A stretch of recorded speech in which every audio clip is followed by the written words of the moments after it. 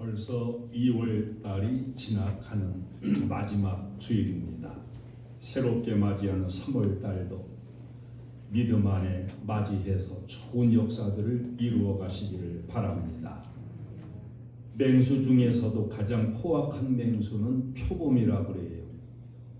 사자라든지 범 같은 이런 맹수도 길들이기가 쉬운데 표범은 가장 길들이기가 어렵다고 합니다. 근데 이러한 표범을 길들여 가지고 마음대로 데리고 놀고 타고 놀고 얼굴을 맞대고 부비고 그런 아가씨가 있었다 그래요. 어느 아나운서가 질문을 했습니다. 어떻게 이렇게 포악한 표범을 길들여서 같이 지낼 수가 있는가?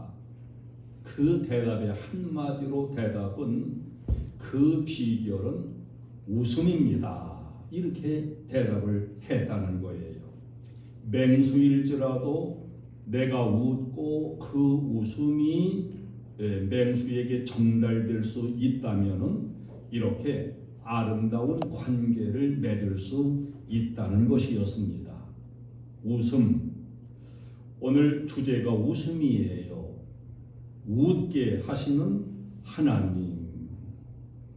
자, 웃음이라고 하는 건 참 위대한 것입니다. 굉장한 능력을 가진 것입니다.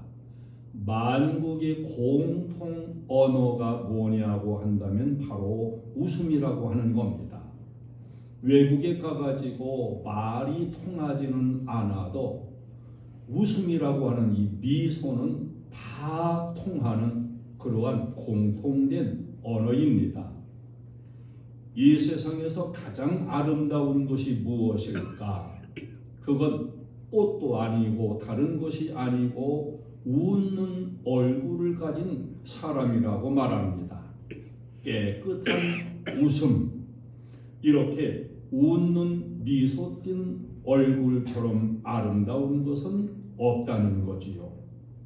임마누엘 칸트는 웃음에 의해서 사람을 구분한 좋은 그런 얘기가 있는데 선의로운 웃음은 반갑다. 악의로 웃는 웃음은 무섭다. 되는 대로 웃는 웃음은 천박하다.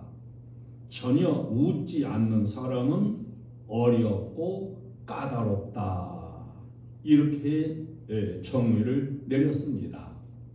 스탠포드 대학교의 교수였던 윌리엄 프라이 박사는 웃음은 체내에 강력한 엔돌핀을 생산하여 스트레스를 없애고 골치 아픈 병을 깨끗이 가시게 하는 화학작용을 한다. 이렇게 분석을 했습니다. 여러분, 웃지 않는 사람은 참 어려운 사람이에요. 여러분은 될 수 있는 한 많이 웃으며 사시기를 축원합니다. 오늘도 내일도 웃고 살면 인생은 대박이 되고 징징 짜면서 살면은 인생 쪽박이 된다 그래요. 여러분, 웃고 살면서 인생 대박이 열려지기를 바랍니다. 웃음도 여러 가지예요. 기뻐서 웃는 웃음이 있어 기뻐서 웃을 때 기쁨이 가득하고 가랑잎이 굴러가는 것만 보고서도 웃는 그러한 참으로 천진스러운 웃음이 있고 아름다운 웃음이 있습니다. 하도 기가 막혀가지고 웃어버리는 웃음도 있고요. 허탈감에서 웃는 어이없는 웃음도 있습니다. 비방하는 마음으로 웃는 비웃음도 있어요. 억지로 웃는 웃음도 있고 속은 악을 품고 있으면서도 거짓된 웃음도 있습니다. 간사하게 유혹하는 그런 웃음도 있습니다. 참 웃음처럼 귀하고 아름다운 것이 없는데도 웃음마저도 이렇게 오염되고 타락되었다고 생각하면 참 서글픈 얘기지요. 우리 꼬맹이 손자들이 할아버지 보고 탁구를 시작을 해요. 네가 탁구를 칠 줄 아냐? 잘 친대요. 그래 그럼 쳐보자. 그리고 탁구를 치는데 뭐 잘 치기는 뭘 잘 쳐? 뭐 홈런을 자꾸 치는데 이 홈런 친 걸 내가 내 앞으로 정면으로 오일래 이마로 탁 헤딩을 했어요.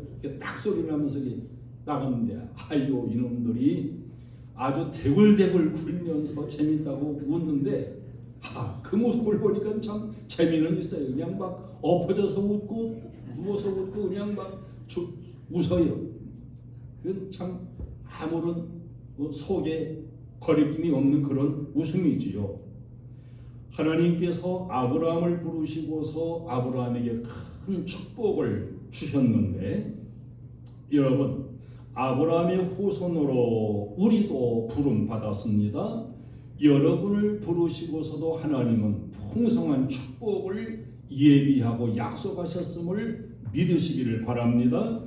하나님이 아브라함에게 하신 축복의 상징으로 두 가지의 언약을 주셨어요. 하나는 자손이었습니다. 또 하나는 젖과 꿀이 흐르는 가나안 땅에 대한 언약을 주셨습니다.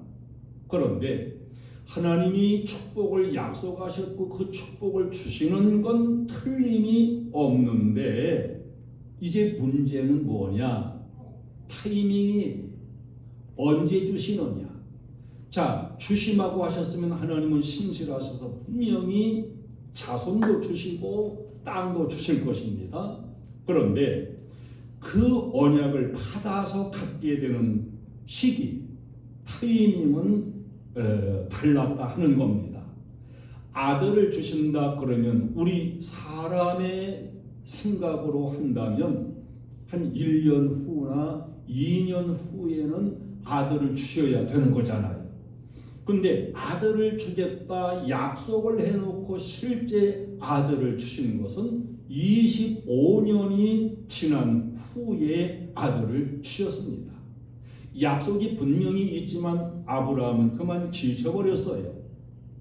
땅도 주신다고 했으면 여기저기로 옮겨 다니지 않고 안정되게 살도록 땅을 주셔야 될 텐데 땅의 언약은 받았지만 실제 아브라함은 평생토록 나그네로 살았습니다. 그리고 그 후손들이 가나안 땅을 누려서 기업이 된 건 약속받은 후 500년 후에 그 땅을 그들이 차지하게 되었습니다. 하나님께서 약속하신 대로 축복하시는 것은 틀림이 없고 그 약속도 분명히 지키시는데 이제 그 시간 그리고 방법 이것을 우리가 하나님의 시간에 맞춰 따라가기가 어려운 점들이 있다는 것을 잘 보여줍니다.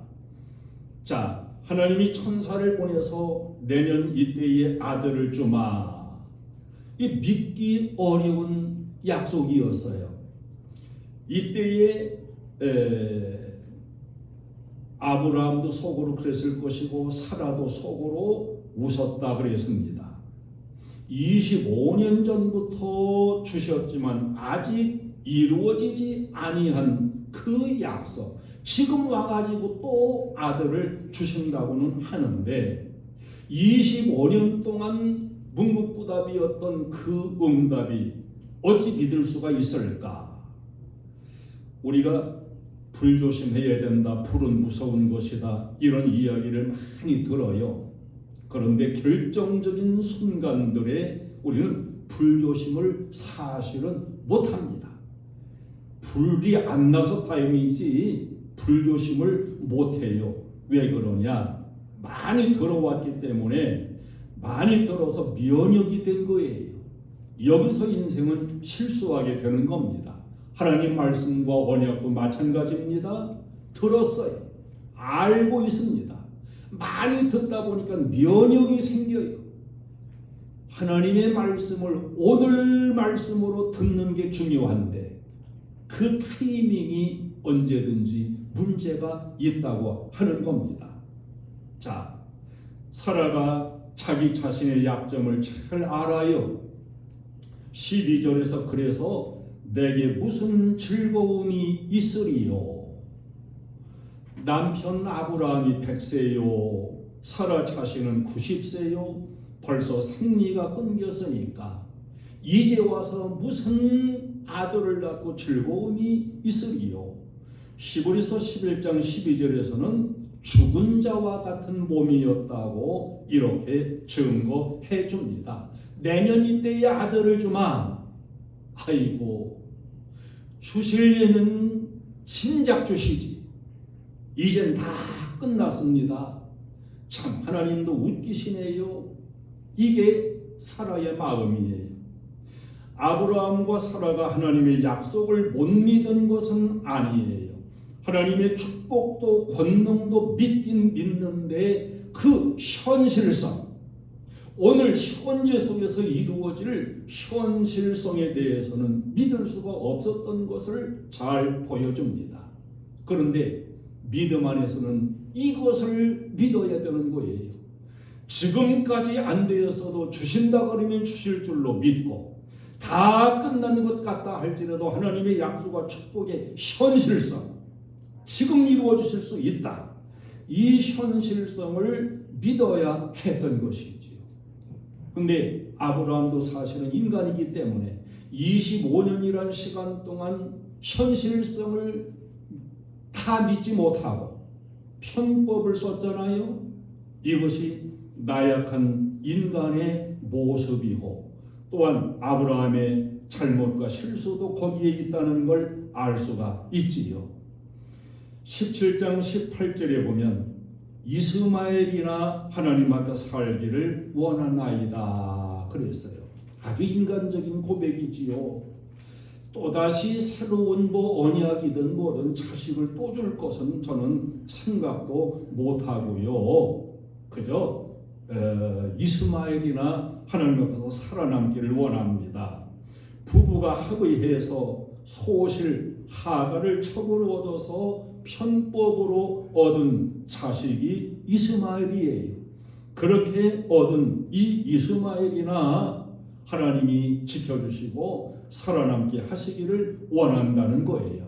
그러나 하나님 말씀은 그렇지 않았습니다. 아니다. 언약의 자손을 주겠다. 네가 편법으로 얻은 아들은 내가 주마고 한 그 축복의 언약의 자손이 아니라는 거예요. 17장 1절에서 보면은 나는 전능한 하나님이다. 너는 내 앞에서 행하여 완전하라. 왜 흔들리느냐 하는 겁니다. 하나님은 직선적으로 완전한 믿음을 아브라함에게 요구하시는 것을 볼 수가 있습니다. 여러분, 내 생각 때문에 하나님의 역사하심에 대한 현실성을 놓치지 않고 하나님의 현실성도 붙잡을 수 있는 이 믿음 되시기를 주님의 이름으로 축원합니다. 믿을 수 없었던 아브라함 가정에 언약의 자녀 이삭을 낳고 웃게 하시는 하나님의 역사를 분명히 증거해 줍니다. 내년에 아들을 낳으리라. 이 말씀 듣고서 사라가 웃었습니다. 사라가 기가 막혀서 웃어버렸는데 하나님이 물으셨어요. 사라야, 왜 웃느냐? 사라가 깜짝 놀래가지고 두려워서 아유, 내가 웃지 아니하였나이다. 하나님께서 아니다. 네가 웃었느니라. 자, 여러분 보세요. 하나님은 다 그 마음 속을 아십니다. 우리의 약함을 하나님은 다 아십니다. 우리의 안개 같고 풀과 같고 영화라고 해봐야 풀의 꽃과 같은 인간임을 하나님은 다 아십니다. 사라가 그렇게도 원했었지만은 하나님의 말씀을 믿지 못하고 그렇게 자식을 바랐으면서도 웃어야 할 수밖에 없는 그 이유, 하나님이 왜 모르시겠습니까? 우리가 허망함에 괴로워하는 이유를 하나님이 왜 모르시겠어요? 웃지 않았나이다. 두려워서 거짓을 하지요. 그러나 하나님이 아니다. 뇌가 웃었느니라. 만약 이때에 하나님께서 내가 왜 믿음이 없어서 믿지 못하고 비웃었느냐 이랬으면, 이런 책망을 내렸다면 사라는 살아남을 수가 없어요. 근데 하나님이 그 마음을 다 아시기에 내가 웃었느니라, 그리고서 사라를 살려주십니다. 21장 2절로 가면은 결국 말씀하신 그대로 아들을 낳았고 그 아들의 이름을 이삭 이렇게 지었습니다. 21장 6절에 보면 사라가 하나님이 나를 웃게 하시니 듣는 자가 다 나와 함께 웃으리로다. 자, 자식을 낳을 수 없던, 그 당시 자식이 없다는 것은 천벌받은 거예요. 이렇게 자식이 없던 그 사라가 90세에 아들을 낳아가지고 이 사라가 생각할수록 웃음이 나는 거야. 속에서도 웃음이 나와요. 내가 아들을 낳다니, 이 나이에 내가 아들을 낳다니, 생각할수록 이 속에서부터 웃음이 그냥 쑥쑥 올라와요. 이삭이란 이런 뜻이 바로 웃음이라는 뜻을 가지고 있습니다. 하나님께서 한숨과 허무, 절망을 기쁨의 웃음으로 바꾸어 주셨고 기쁨의 웃음으로 채워 주신 겁니다. 하나님께서 웃게 하신 거예요. 여러분, 하나님께서 웃게 하신다는 이것이 얼마나 소중한 복음입니까? 아브라함도 웃게 하시고 사라도 웃게 하신 그 하나님께서 오늘 우리들도 웃게 하시는 하나님이십니다. 이걸 우리도 믿으면서 바라보고 나갈 수가 있어야 됩니다. 성경 속에 웃는다는 표현도 있어요. 그런가 하면 웃는다는 표현도 있습니다.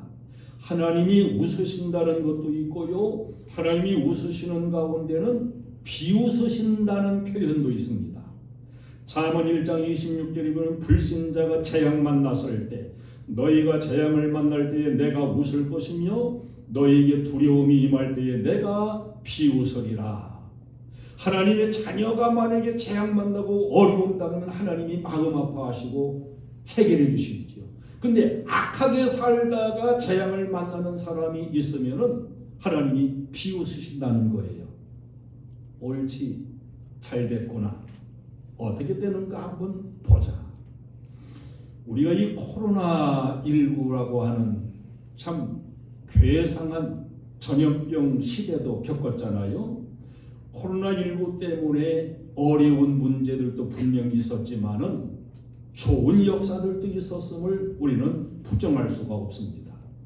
코로나가 막 확산될 적에 신천지에 코로나가 들어가가지고 그냥 이 신천지가 폭발적으로 코로나가 확산됐어요.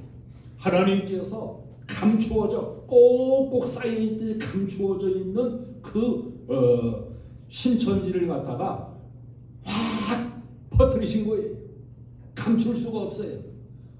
틀림없이 아마 하나님은 그때에 비웃으셨을 것으로 생각이 되어집니다. 그런 역사가 아니고서는 도저히 드러날 수 없는 그런 이단 집단도 하나님은 싹 드러내셨어요.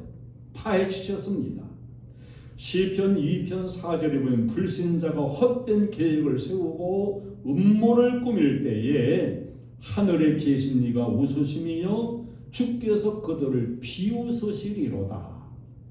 악한 자들이 아무도 모르게 완전 범죄 꿈꾸고 다 모르게 다 자기들 이익을 위해서 사건을 저지르고 그래도 하늘에 계신 하나님은 다 보시고서 비웃으신다는 거예요.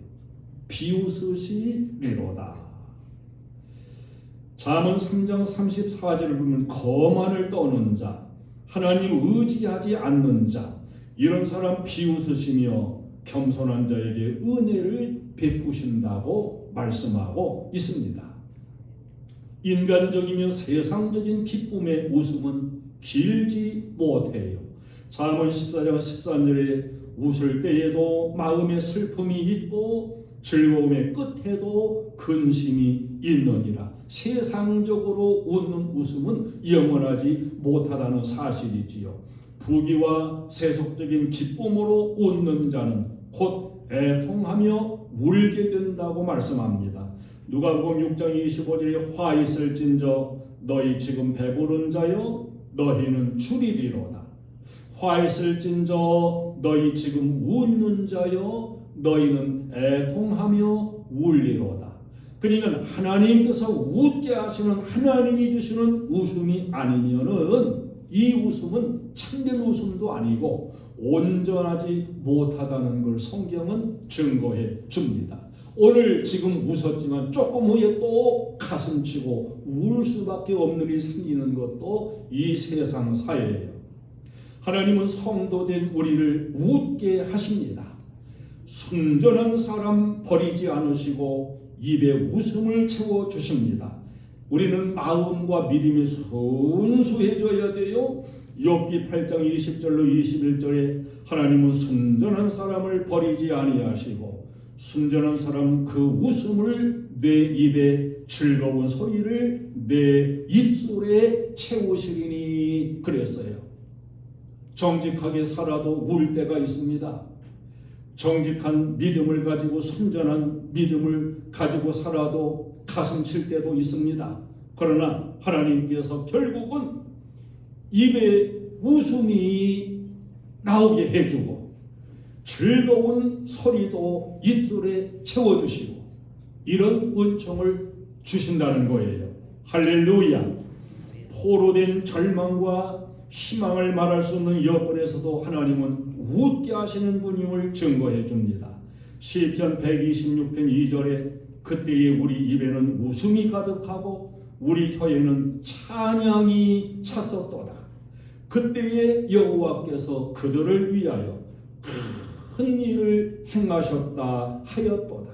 멸망과 포로됨의 아픔도 있었지만 70년 지난 후에 다시 그들을 회복시켜 고향으로 돌아오게 하는, 다시 예루살렘을 재건하게 하는 이런 은총을 주실 적에 그들은 그야말로 큰 기쁨이 있고 웃음이 가득하고 찬양이 혀에 가득했다. 시편 126편 5절에 보면 눈물을 흘리며 씨를 뿌리는 자는 기쁨으로 거두리로다. 아멘. 회개하며 우는 자에게도 하나님은 웃음을 주신다고 말씀해요. 누가복음 6장 21절에 지금 줄인 자는 복이 있나니 너희가 배부름을 얻을 것이며 지금 우는 자는 복이 있나니 너희가 웃을 것임이로다. 이렇게 하나님께서는 웃음을 채워주시는 그러한 상대의 성도가 있음을 증거해주고 있습니다. 여러분, 우리가 이 거친 세상을 지금 살아가요. 세상이 너무도 험해요. 어떻게 보면 마음껏 웃을 일이 별로 없는 이런 시대를 지금 살아가고 있습니다. 그러나 저 위에 계신 하나님께서 하나님의 자녀들, 바로 여러분들을 웃게 하시는 하나님이십니다. 할렐루야. 지금까지 마음껏 웃을 일이 없었다고 할지라도 이제 하나님께서 여러분을 웃게 하실 거예요. 여러분에게도 이삭 같은 그러한 언약의 후손을 주실 것이며 여러분에게도 여러분도 웃고 여러분과 함께 다른 사람도 웃게 하는 이런 은혜의 역사를 하나님이 이루어 주실 것입니다. 쓴 웃음이나 거짓된 웃음이나 이런 웃음 말고 하나님께서 채워주시는 이 속에서부터 웃음이 그냥 저절로 나오게 만드는 이런 진실한 웃음, 그 마음을 충만케 하셔서 터뜨려 주시는 아름다운 웃음, 이 웃음을 하나님이 저에게도 여러분에게도 웃게 하실 줄로 믿습니다. 평생 저주받은 여인으로 아들을 낳지 못했던 한 맺힌 사라, 이 사라를 참된 기쁨으로 충만케 채워주시던 그 주님은 우리도 그렇게 웃게 하시는 그러한 충만한 은혜를 지금도 예비하고 계실 것이고 적당한 때에 채워 주실 것입니다. 이제 주님이 웃게 하시는 그 웃음으로 웃으면서 밝은 얼굴로 세상을 보며 사는 저도 여러분도 되시기를 바랍니다. 웃음이 없던 아브라함의 가정에 큰 기쁨, 참된 웃음을 웃게 하시는 그 같은 충만한 은혜를 우리 행복한 교회에도 여러분에게도 하나님이 풍성하게 채워주시는 이 축복이 넘치기를 주님의 이름으로 축원합니다. 찬송을 드리겠습니다.